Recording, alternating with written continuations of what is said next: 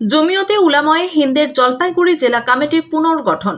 আজ মঙ্গলবার ক্রান্তি ব্লকের অন্তর্গত আদাবাড়ি হাফিজিয়া তাজবিদুল কুরআন মাদ্রাসা প্রাঙ্গণে জমিয়তে উলামায়ে হিন্দ সংগঠনের নতুন কমিটি গঠন করা হলো। 3 বছরের কমিটির মেয়াদ শেষ হওয়ায় এদিন নতুন করে জেলার নেতৃত্ব নির্বাচিত হয়।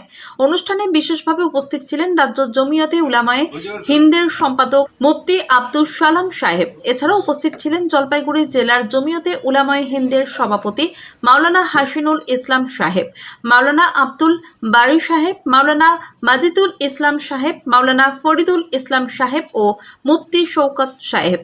এদিনের অধিবেশনে জেলার বিভিন্ন প্রান্ত থেকে বহু আলিম ওলামা অংশগ্রহণ করেন।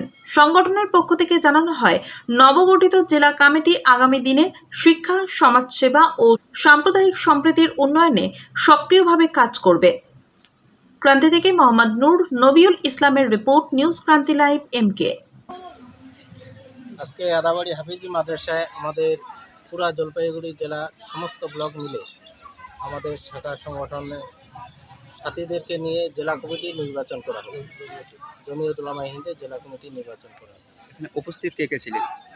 এখানে উপস্থিত আমাদের জলপাইগুড়ি জেলার প্রত্যেকটা ব্লকের আমাদের জমিয়তের সাথীগণ ছিলেন। এই মজলিসের মধ্যে আমাদের রাজ্য জমিয়ত উলামায়ে হিন্দের সম্পাদক মুফতি আব্দুল সালাম সাহেবের নেতৃত্বে আমরা এই জেলা কমিটি নির্বাচন করলাম এবং এই জেলা কমিটির মধ্যে নির্বাচনের মধ্যে আমাদের জলপাইগুড়ি জেলার সমস্ত ব্লকের যারা সভাপতি, সম্পাদক, সদস্য সকলে ছিলেন, সকলের উপস্থিতিতে নির্বাচন করা হয়।